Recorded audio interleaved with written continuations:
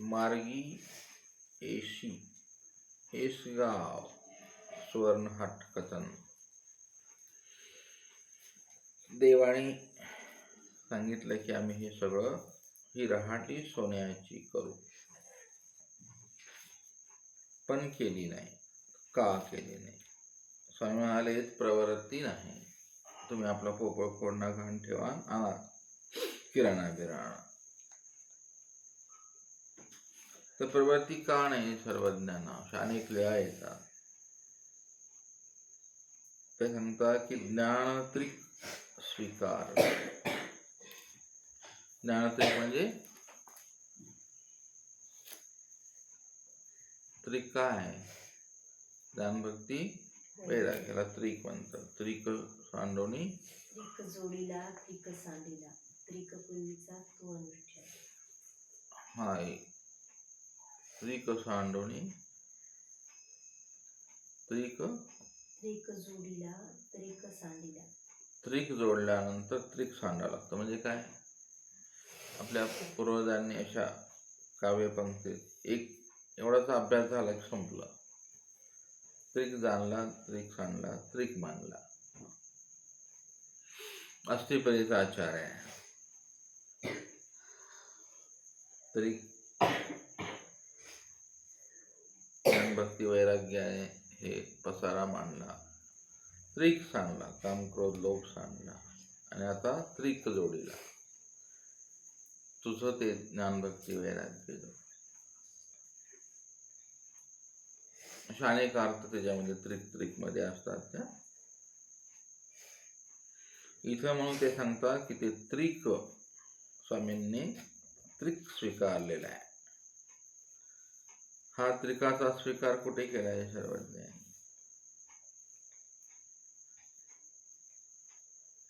रिद्धपूरला आहे ना. आणि मग सर्वज्ञ पुढे विजय केले. तर त्याच्यामध्ये तो एक तर त्रिक स्वीकारलेला आहे. जेव्हा आपण याचा स्वीकार करतो, ईश्वराकडून जेव्हा आपणालाही तेच देतात, ज्ञानशक्तीसोबत तुम्हाला अभ्यास का करायला सांगतो मी? त्या ज्ञानशक्तीमध्ये ते त्रिक तुम्हाला येणार आहे तुमच्या अंतःकरणात.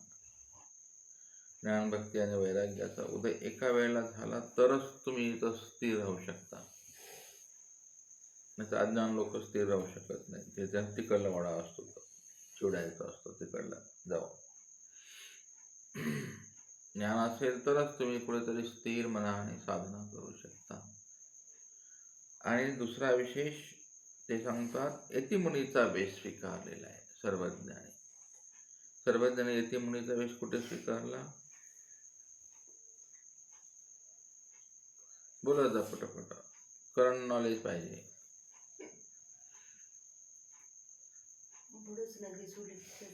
नाही तिकडे कशाला आहे? तिथे यतिमुनीच्या वेशात आहेत का स्वामी?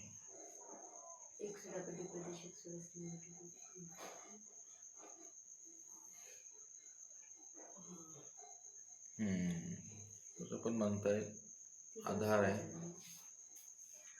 पण संन्यासाचा वेश मात्र इकडे स्वीकारला.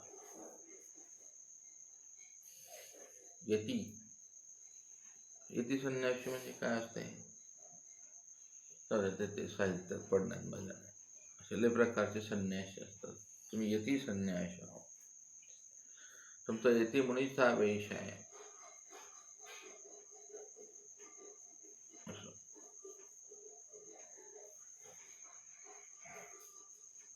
ज्ञान लागतं त्याला, आहे की नाही?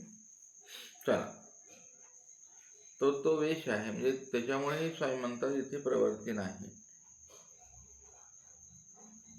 हा यतिमुनीचा वेश स्वामींनी जेव्हा परिभ्रमण काळामध्ये सांगतात, बायसा नाही म्हणतात, हे यतिमुनीचा वेश घेऊन जाऊ.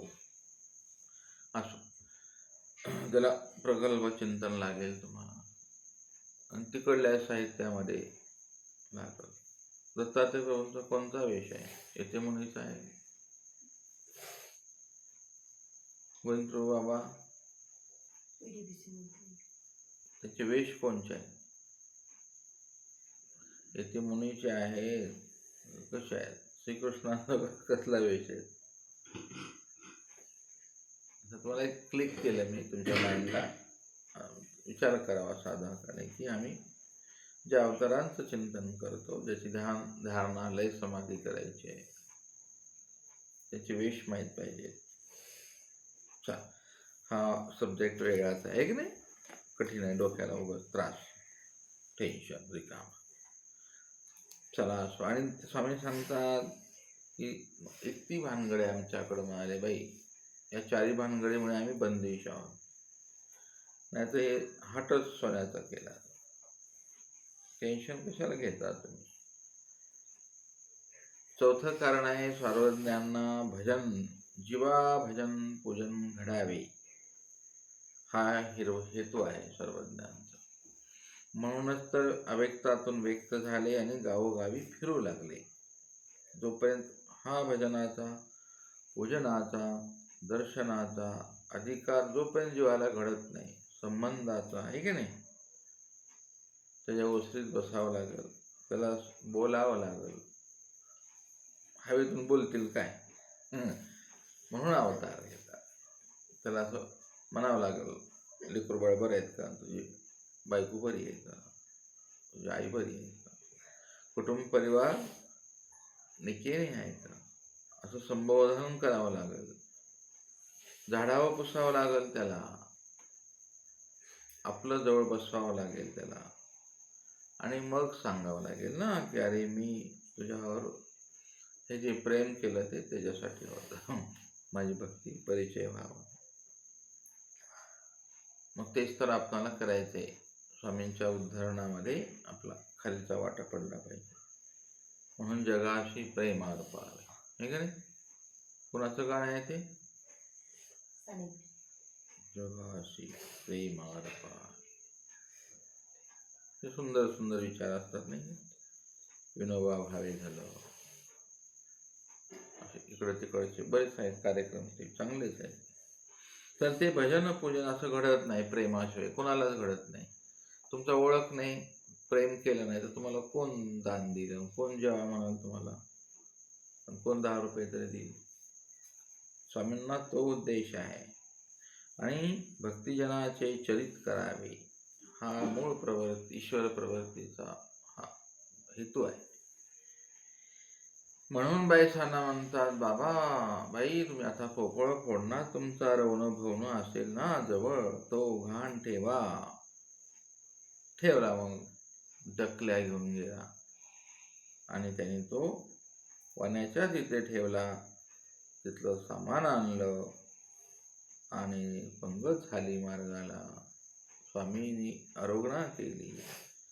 तर त्याने इकडून त्या वाण्याचा हेतू आहे सर्वज्ञानाला, त्याची प्रतिकारणता आलेली आहे, त्याची क्रिया प्रतिकारणतेला कारण झालेली आहे. म्हणून ईश्वर वश झाले. आता ह्या वचनाचा असा पण अर्थ करता येतो, क्रिये प्रतिकारण होय. आता इथं कसं झालं या वचनाचा अर्थ,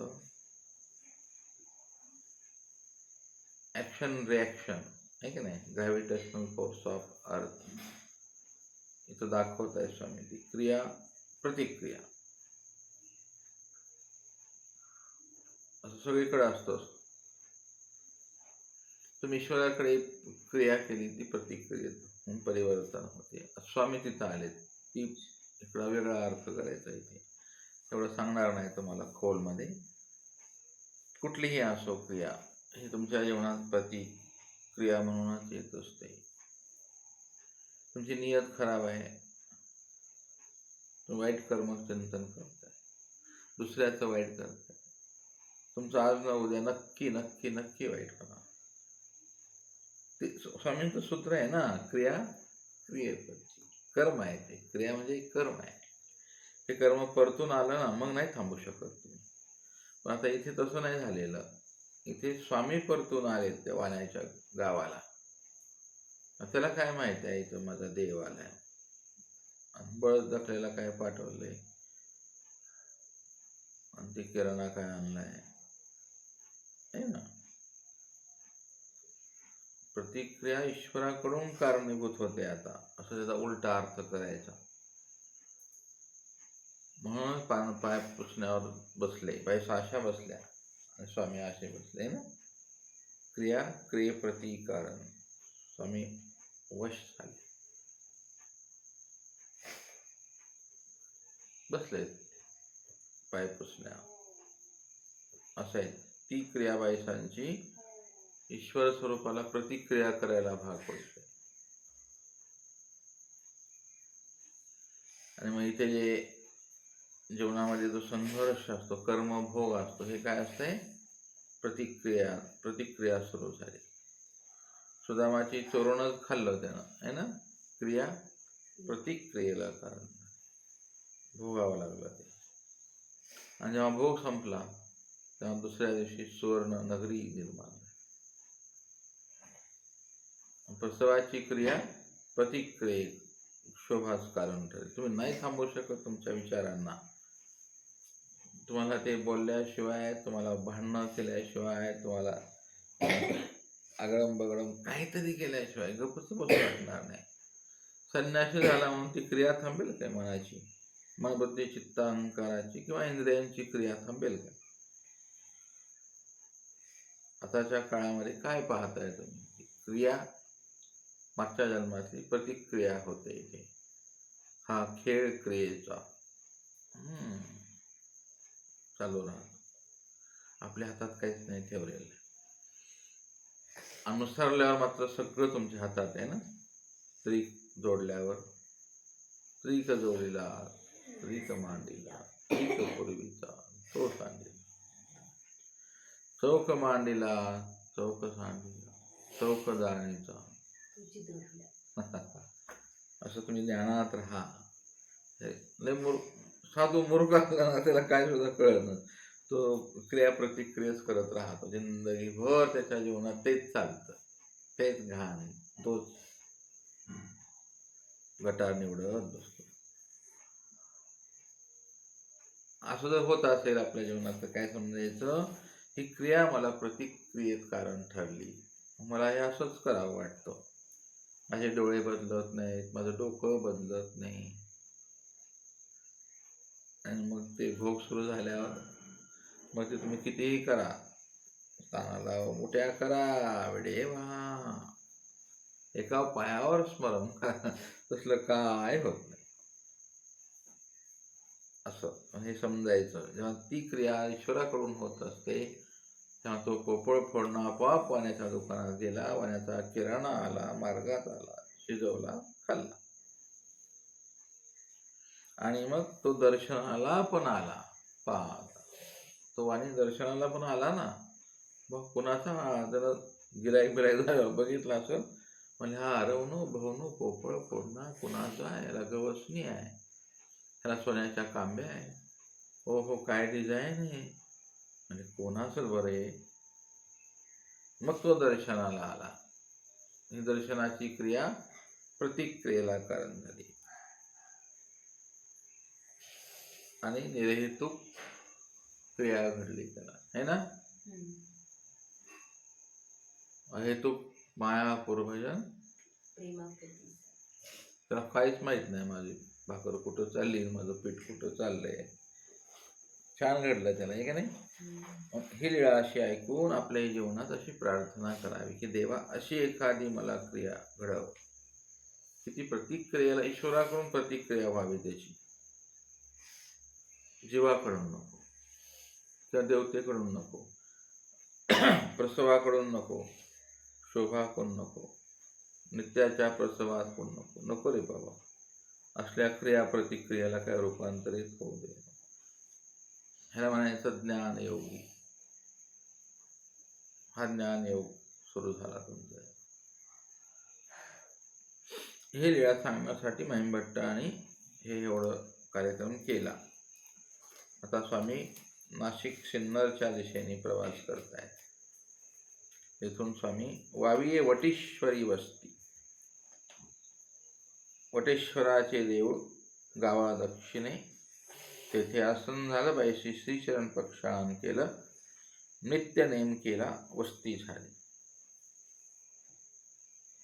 हे वावी श्रीनगर म्हणजे खोपडी शिन्न या रस्त्यावरचे सगळे स्थान आहेत. तिथून आता आपला मोठा फोरवे गेलेला आहे तिथं. श्रीनगर मार्गी गंधर्व नगर दर्शन. मग उदयाची गोसावी तेथून विजय केले, श्रीनगराशी विजय करतात. मध्ये रान ओस असे. बाईशी म्हणजे बाबा वेचू सरला आणि गावतर जवळी कवणीच न दिसे. जेवढं लागलं तेवढं घेण्याची प्रवृत्ती असल्यामुळं ते कार्यक्रम संपवायचा बायसा जवळचा. बाबा म्हणाले आता गाव तर नाही, आपल्याला काहीच नाही म्हणाले आता जेवण करायला. सर्वज्ञ म्हणतात बाई या उगीच म्हणाले, गुपचूप या, मग काय करायचे पाहून घेऊ आपण.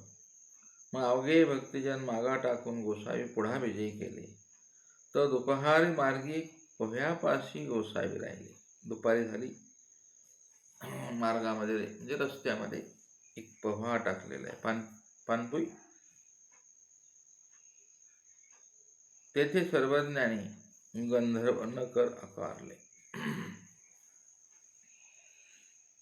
गंधर्व नकर म्हणजे काय? हम्म? हम्म? हम्म? जोरात बोल ना. काय झालं? टाइम जातो ना. जोरात बोल ना, नाकात बोलते. गंधर्व नगराकार म्हणजे गायन केलं त्याला. काय म्हणालीस की तो मला काय कळा. गायन कळा.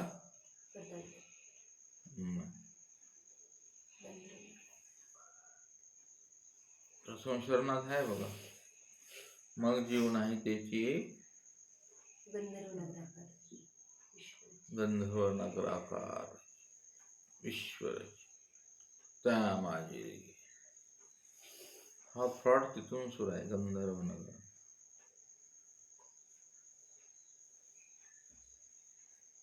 गंधर्वांचं नगर. हे असं जे सिद्ध साधक पुरुष असतात ते असं जादूची काडी फिरवल्यासारखं असा हात फिरवला की शहर दिसतं, नगर दिसतं, सगळं त्या मार्केटला सगळं उपलब्ध दिसतं. सगळं इकडं भाजीपाला, तिकडं मंडी, हे इकडं घरं, इकडं माड्या, सगळं दिसतं त्याच्यामध्ये. त्याला म्हणायचं गंधर्व नगर. सर्वज्ञानी आता गंधर्व नगर तयार केलं, आकारलं. तिथे ईश्वर आहेत, त्यांना काय करू शकतो. मग 22 मुख्य भक्तिजन आले, माग आहेत सर्वजण. आणि मग सर्वज्ञ म्हणतात ढकल्या म्हणाले, अरे बाईसा मागा म्हणत होत्या रस्त्याने आपणाला की वेच सरलेला आहे, या नगरांचा पोपळा फोडणा घाण ठेवा, लागे तो वेचाना. ढकल्याच्या गंधर्व नगराच्या नगरामध्ये गेले. म्हणजे नगरच नव्हतं ते, पण स्वामी निर्माण केलं. ते स्वर्ग स्वामींना निर्माण करायला किती क्षण लागतील? 1 मिनिटात. कैलास वैकुंठ 2 मिनिटात. तळातळ भीतर सुद्धा 7 पाताळ निर्माण करायला किती मिनिटं लागतील? निमिषोन्मेष. तुम्हाला मारायला किती मिनिटं लागतील? हवाच काढायची ना, फुस्क फुग्यातली हवा. असं काय भ्रम आहे आपणाला आपल्या अस्तित्वाचा, काही नाही पडलेलं त्याच्यामध्ये. उसं तोंडावून हात फिरवायचा, गालावून फिरवायचा, आहे का नाही? किती भ्रम आहे आपणाला. नवद्वारे पुरे देही, हे गंधर्व नगर आहे आपणाला. म्हणजे काय? तसा श्लोक आहे तो. नवद्वारे पुरे देही नैव कुर्वन्न कार्यं. नैव कुर्वन्न कार्यं. आणि जेवढे 9 द्वार आहेत ना, तिथून सगळे घाण वास येतात. कधी चिंतन केलं का तुम्ही? आपल्या शरीराला 9 द्वार बाहेर येणारे ठेवले, सगळं घाण आहे त्याच्यामध्ये, सेंट कुठंच चांगलं नाही.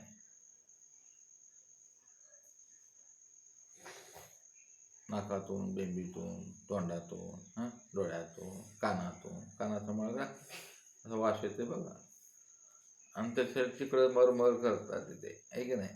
अनेक प्रकारचे पुरुष ब्युटी पार्लर, स्त्रियांचे 10-10 हजाराच्या क्रीम थोबाडाला चोपडतात.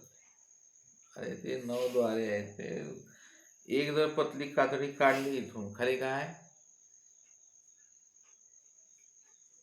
काय बरं सांगा. एक कातडं काढलं वरचं, ते किती इंचाचं आहे कातडं? काही सेंटीमीटर पण नाही. ते काढलं की खाली पूच आहे, घाण. पण ती घाण चोळण्यासाठी अरे बापरे, किती 5 स्टार हॉटेल काय काय ठेवलंय.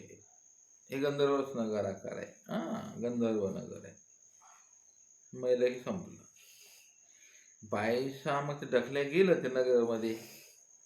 त्यांनी तिथं पोफळ फोडणार, घाण ठेवला, आणला वेच. ते त्या हातातही वाण्याचा पसारा, पोफळ फोडणा, घाण घातला. कणिक तांदुळाचा 10 दामाचा सर्व वेच घेऊन आले. मग बाईशी रंधन केले. पूजावसर झाला. भक्तिजनाचे आरोग्य झाली. गोळा झाला, विडा झाला.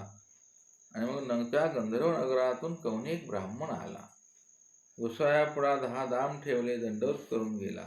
सर्वज्ञ म्हणाले, जागा अडकल्या तयाचे द्या, पोफळ फोडणं आणा. मग बाईशी म्हणे, ते नका देऊ. 10 दाम उदया वेचाव्या होतील. बायसांची ममता असते बायांची. राहू द्या, आपल्याला पैसे लागतात. त्यांना आणून दिले ना, बायसारखे हुशार आहेत नाही का. नका देऊ. 10 दाम उदया वेचाव्या होतील. म्हणजे आपल्याला श्रीनगरला जायचंय ना बाबा, तिथं शहरामध्ये पैसे लागतील. श्रीनगर येऊन 10 दाम तयाचे पाठवून पोफळ फोडणं आणावा. बायचा पुन्हा म्हणतात की जा आणि आपलं आपलं घेऊन या पोफळ फोडणं. तो काही केवता जात असे. सर्वज्ञ म्हणतात, ते तैसेची जागा अडकल्या, पोफळ फोडणा घेऊन या. डखला पोटात म्हणतो, काय पा गोसावी द्रव्यवीन पाठवितात, तरी काही अपूर्व असे. पैसे ठेवून घेतले. ते मग डखला विचार करतो, हे डखल्याचे व्यक्तिरेखा इतकी भारी आहे चरित्रामध्ये. डखल्याचं कोणी लिळा सांगत नाही चरित्र, आहे की नाही. त्याच्यावर एक अन्याय झाला आहे चरित्रामध्ये. अन्याय म्हणजे तर अशी भटवासांसारखी त्याची अशी वाहवा नाही झाली. त्याचं गुणवर्णन कोणीच केलं नाही. डखले आणि चांगले वाटत अशी 2 व्यक्तिरेखा अशा अज्ञातच राहिल्या.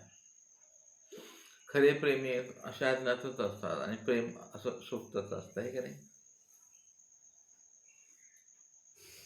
प्रेम आणि अधिकारात फरक असतो, आहे की नाही. त्या विषय नाही सांगत.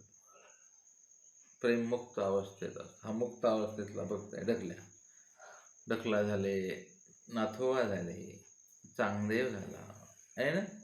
हे मुक्त आहेत. स्वामींनी यांना कधी पराधीन ठेवलंच नाही, पण खूप प्रेम केलंय स्वामींनी याच्यावर. अटॅचमेंट आहे, डिटॅचमेंट नाही, है ना. अटॅचमेंट आहे स्वामींची.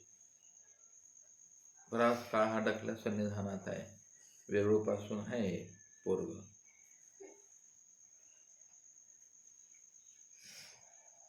नुसतं ज्ञानात मजा नाही आता राहिलेली. या लीळेच्या भावनेमध्ये तुम्हाला गुंतावं लागेल. असं ह्या आठवणी करायच्या असतात. तुम्हाला आठवायचे काय, हे आठवायचे किती डखला भाग्याचा आहे.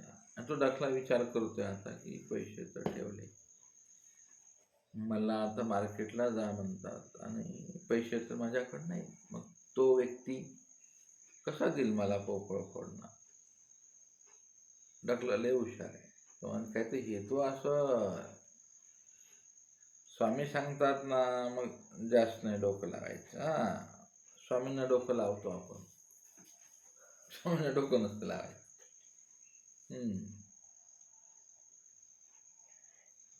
कधीच लावायचं नाही. गोपिकांनी लावलं का, सुदामाने लावलं, उद्धवाने लावलं. उद्धवाने जेव्हा डोकं लावलं तेव्हा माझा गर्भहरण झाला. डोकं नाही लावायचं. वटवासाने डोकं लावलं. स्वामी तर होय निघ बरं, पिशवी उचल तुझी, जाय रुद्रपूरला. डोकं नाही लावायचं लय. आपण डोक्याचा लय वापर करतो बरं. नाही जेवढं नाही वापरायचं. स्वामींच्या वचनाला काय डोकं वापरायचं. आहे की नाही. तर डखल्या डोकं वापरायला लागले आता. मग कसं करावं, जाऊ द्या माय, आपल्याला काय करायचं निघा.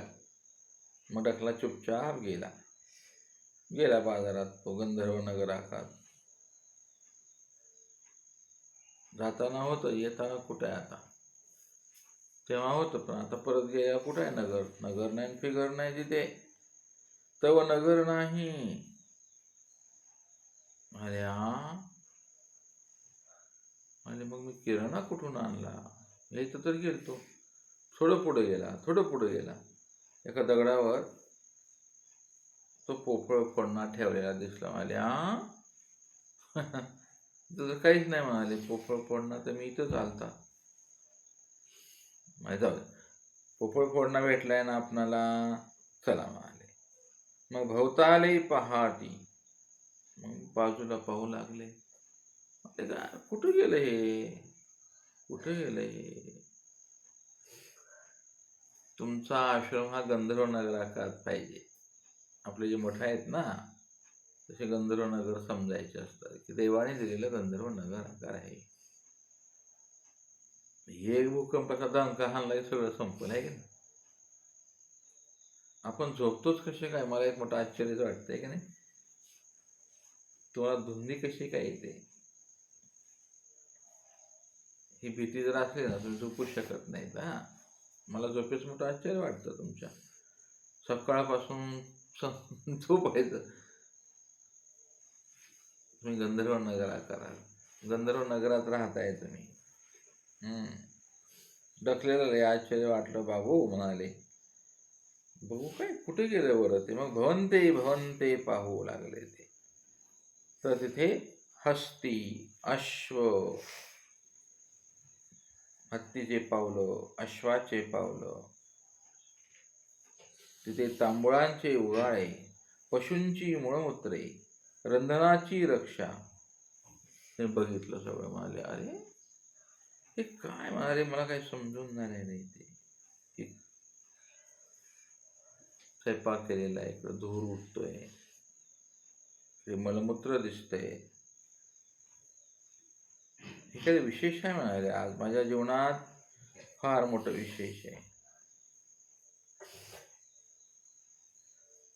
म्हणले आता हे सगळं होतं तर माणसं कुठे गेले. हे अवघेच होतं तर म्हणाले नगरीचे के गेले. कुठं गेले तो वाणी, कुठं गेला ते माणसं, कुठं गेला तो किराणा दुकान. इतुकीने तया आश्चर्य झाले. यार म्हणाले काय मी झोपेत तर नाही. त्याने चिमटा बिमटा घेऊन बघितला असेल,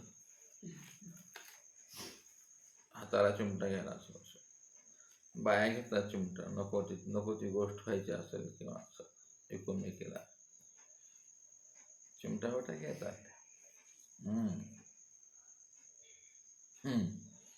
त्या स्वतःला बघितलं असं. अरे काय सर्वज्ञांची इच्छा. मी तर नाही, पागल तर नाही, मेंटल झालेला मी. त्यानं परत पाहिलं असं डोळे बंद करून उघडे करून. म्हणाले हे पोपळ फोडण्याला हात लावू का नको, लावू पण लावतोच म्हणाले. हे तर खरं आहे म्हणाले. मी तर किराणा घेतला. सुंदर नगर होतं, कुठं गेलं. आला मग असं हसत हसत आश्चर्यचकित करत करत स्वामींकडे आला. दंडवत केला डकल्याने. जी म्हणाले ठेवडा पानपुडा पोपळ फोडला. स्वामी आश्चर्यचकित नजरेने, कृपा दृष्टीने स्वामी विचारतात कस काय. ले मजा वाटते आज. तो म्हणतो जी ते काय होतं. म्हणाले बाबा मला असं खूप आश्चर्य झालंय ते. सर्वज्ञ म्हणता डकल्या ते गंधर्व नगर. ते गंधर्व नगर काय. आपण गंधर्व नगरात स्वामींचे राहायला पाहिजे. एक दिवस तरी तो अनुभवावा. एक दिवस काय जिंदगीचा अनुभवायची नाही. यथीच्या प्रवृत्ती रचले होते. स्वामींच्या प्रवृत्तीने गंधर्व नगर आहे. गृहस्थ मंडळींना असं आश्चर्य वाटते की आम्ही रात्रंदिवस कष्ट करतो, 2 रूम होत नाहीत, साधू संत कसे बांधतात. हे स्वामींनी दिलेलं गंधर्व नगराकार. आता आपण त्याला आपला आश्रम समजतो ते आपली चूक आहे. आणि ते विपरीत उपदेशी हे कसं काय आहे म्हणूनच द्वेष करतात, ते प्रसवाचे आहे. त्यांनी विचार करावा की स्वामींचं गंधर्व नगराकार आहे. आपणही विचार करावा की स्वामींनी दिलेलं गंधर्व नगराकार आहे. तिथे काय आपली शेती आहेत, फॅक्टरी आहेत, टोले जंग मोठ मंदिर, मोठ्या मोठ्या गाड्या, हे स्वामींचं गंधर्व नगर आपल्याला भेट दिलेलं आहे, उपयोगी जावं म्हणून समाजाच्या. उपयोगी गेलं पाहिजे. आपलं काहीच उपयोगी जात नाही.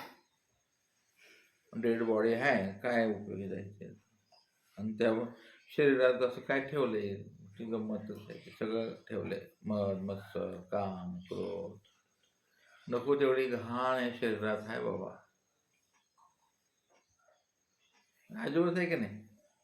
अहंकार किती आहे, इगो खवाड कसं चढतं. देवासाठी नाही गुण गाते. असं वाईट बोलायला तर सुस्त आहे का नाही आपणाला. आपली जिंदगी कशी आहे बरं. देवाला दिलं म्हणतो आणि आपण काय नाही.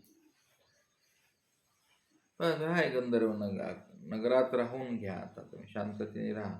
पंखे काय, सोलर पॅनल काय आहे का नाही, एसी काय, हे स्वामीने दिलेलं आहे. त्याच्यामुळे कोणीही परमार्गाचा द्वेष करू नये या वस्तूसाठी. ढोऱ्या डोंगरात तरी तो पत्रे टाकून प्रपंचाचा आश्रय घेईलच ना. आपण व्हॉट्सअपवर पाहतोच. गुंफेत राहील. गुंफा तरी कशाची आहे ती. ह्याच्यापेक्षा त्या गुंफा थंडगार असतात ना, का नाही. सुरक्षित असतात त्या. आपला पाहण्याचा विचाराचा दृष्टिकोन बदलला की तुम्हाला कुठेच काही वाईट दिसणार नाही. डखल्याला लय बरं वाटलं. म्हणजे बाबा सर्वांनी सांगतात की ते अरे बाबा ते गंधर्व नगराकार होतं, यतीच्या प्रवृत्ती रचलं होतं आणि यतीच्याच प्रवृत्ती संपुष्टात पण आणला होता. समोर खेळ संपून टाकला म्हणाले आम्ही तो क्षणार्धात. आणि हे ऐकून अवघ्या भक्तजन आश्चर्य झालं. अशी एकच लीळा आहे की सर्वज्ञाने इथे एक फार मोठा चमत्कार करून. आता ह्याच्यात मग हेतू काय, ह्या वेळेचा हा विचिंतन करावं लागेल ना तुम्हाला. 2 मिनिटात आपण हेतू पाहू.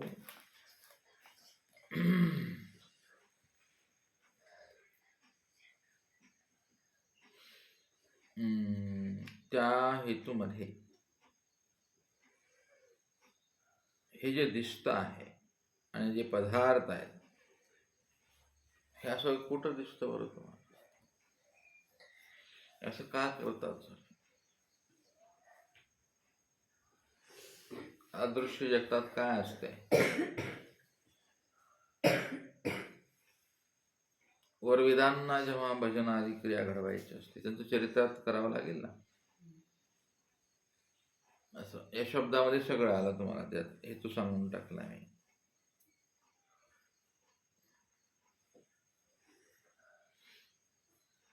हे असं असतं स्वामींचं जे कार्य असतं ते दृश्य जगतातही आणि अदृश्य जगतातही चालू राहतं. आज पूर्ण अदृश्य पर लीळा स्वामींनी त्या अदृश्य जे आहेत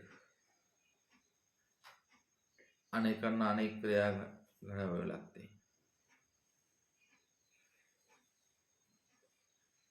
त्यांच्या कणवा अशा उपस्थित झाल्या, त्यांचं चरित्रत्व करायचे ते थांबलं. मग ते सगळे तिथं आले. मग सगळ्यांना दर्शन दिलं. कुणाच काय घ्यायचं ते घ्यायचं. डोमेरामला सांगितलं बाबा वटवासाला, एक घास हातावर ठेव, एक घास खाय. त्या घास गायब व्हायचा आहे की नाही. हे स्थान केलं का तुम्ही. तुम्ही लीळा पाठ करून गेले असल्या तुम्हाला मजा आली असते. चला ठीक आहे. तर अशा प्रकारे ही लीळा इथे थांबते.